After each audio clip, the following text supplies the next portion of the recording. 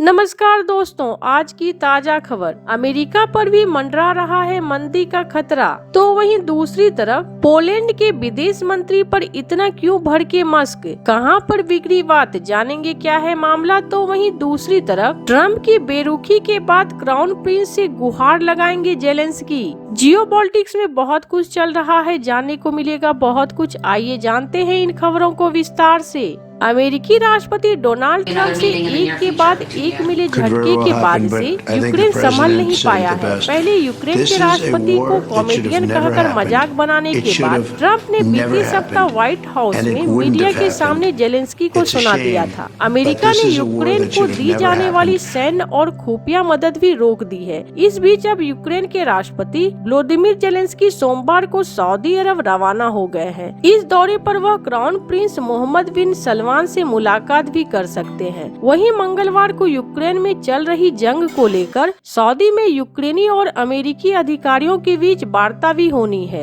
इस दौरे पर जेलेंस्की कथित तौर पर मोहम्मद बिन सलमान से मुलाकात करेंगे। इस मुलाकात को इसलिए भी अहम माना जा रहा है क्योंकि सऊदी अरब ने यूक्रेन युद्ध शुरू होने के बाद से कई बार मध्यस्थता करवाने में महत्वपूर्ण भूमिका निभाई है। सऊदी अरब ने पिछले महीने रूस और अमेरिका के बीच हुई बैठक की मेजबानी भी की थी। इससे पहले जेलेंस्की ने सोशल मीडिया प्लेटफॉर्म एक्स पर एक पोस्ट में कहा, हमारी तरफ से हम बातचीत के लिए पूरी तरह से प्रतिबद्ध हैं। इस बीच ट्रंप और जेलेंस्की के बीच हुई बहस के बाद मंगलवार को अमेरिका और यूक्रेन अधिकारी पहली बार बैठक करेंगे। इस दौरान मिनरल डील से लेकर संघर्ष विराम पर बातचीत होने की उम्मीद है। जेलेंस्की ने कहा है कि वह अमेरिकी अधिकारी के साथ बैठक में हिस्सा नहीं होंगे और यूक्रेनी प्रतिनिधि मंडल में चीफ ऑफ स्टाफ, विदेश और रक्षा मंत्री शामिल होंगे। इस बीच अमेरिका के राजदूत स्टीव विटकॉफ ने कहा है कि इस बैठक के दौरान शांति समझौते और एक प्रारंभिक युद्ध विराम के लिए रूपरेखा तैयार करने पर चर्चा होगी। जहां जेलेंस्की ने आसमान और समुद्र में फायरिंग रोककर युद्ध विराम और कैदियों की अदला बदली पर जोर दिया है, वहीं रूस ने किसी भी तरह की अस्थायी युद्ध विराम के विचार को अस्वीकार कर दिया है। रूस ने कहा है कि इस कीव के लिए समय खरीदने और उसकी हार को रोकने की कोशिश है। तो वहीं दूसरी तरफ टेक अरबपति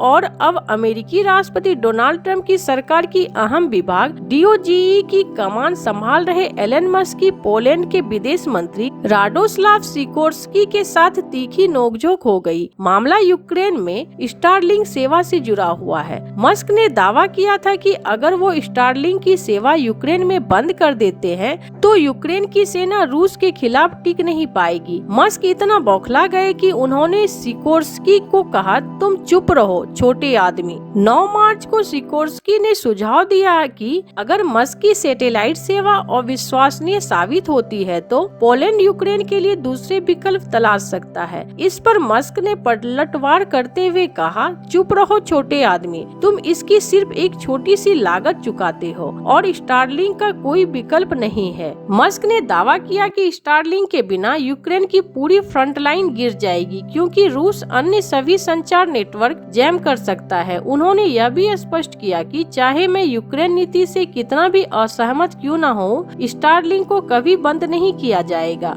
अमेरिका विदेश मंत्री मार्को रूबियो ने मस्क का बचाव करते हुए कहा, पोलैंड और शुक्रगुजार होना चाहिए क्योंकि अगर स्टारलिंक न होता तो रूस अब तक पोलैंड में सीमा तक पहुंच चुका होता। इस बीच अमेरिकी अधिकारियों ने संकेत दिया कि यदि ट्रंप और यूक्रेन के राष्ट्रपति व्लादिमीर जेलेंस्की के बीच शांति वार्ता सफल होती है तो अमेरिका यूक्रेन को सैन्य सहायता और खुफिया जानकारी फिर से देना शुरू कर सकता है। 11 मार्च को सऊदी अरब में जेद्दा में अमेरिकी और यूक्रेनी प्रतिनिधियों की बैठक होनी है जहां संभावित युद्ध विराम पर चर्चा होगी। जहां एक तरफ ये सब कुछ चल रहा है तो वहीं दूसरी तरफ राष्ट्रपति डोनाल्ड ट्रंप ने इस बात से इनकार नहीं किया है कि अमेरिका पर मंदी का खतरा है। ट्रंप ने रविवार को फॉक्स न्यूज प्रसारण के साथ एक साक्षात्कार में मंदी के अनुमान को खारिज करने से इनकार कर दिया। यह पूछे जाने पर कि क्या उन्हें आने वाले वर्ष में मंदी की आशंका है तो ट्रंप ने कहा, मुझे ऐसी चीजों की भविष्यवाणी करना पसंद नहीं। परिवर्तन का दौर है, इसमें थोड़ा समय लगता है।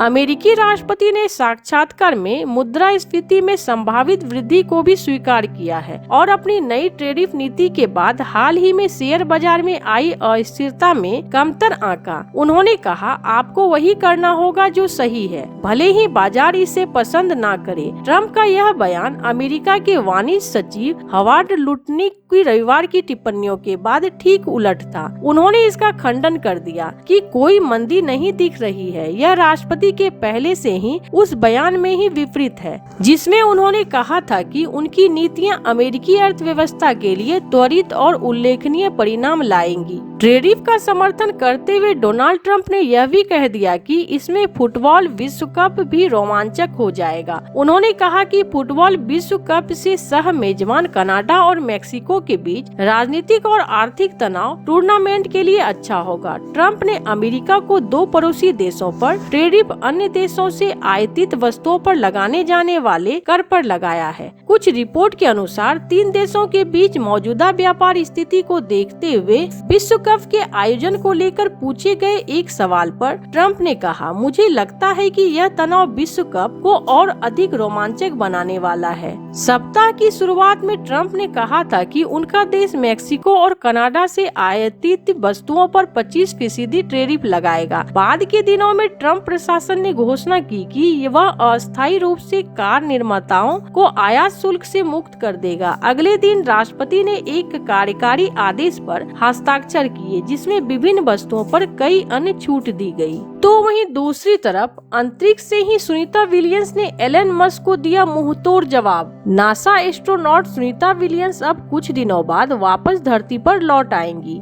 16 मार्च को सुनीता और विल्मोर बुश की अंतरिक्ष से वापसी हो रही है। इस बीच हाल ही में सुनीता ने स्पेस एक्स के मालिक एलन मस्क को मुंहतोड़ जवाब दिया है। उल्लेख है कि मस्क ने कहा था कि इंटरनेशनल स्पेस स्टेशन को कक्षा से हटाने का समय आ गया है। उसने अपना मकसद पूरा कर लिया और अब उपयोगिता काफी कम बची है। सुनीता ने कहा कि मुझे लगता है कि अभी इसे बंद करने का सही समय नहीं है। मस्क का नाम लिए बिना सुनीता ने जवाब देते हुए ISS पर बोलते हुए कहा कि स्टेशन अभी भी बेहतरीन स्थिति में है और वैज्ञानिक अनुसंधान के लिए महत्वपूर्ण बना हुआ है। उन्होंने कहा, यह जगह बहुत बढ़िया है, वो वाकई में बहुत ही अद्भुत है।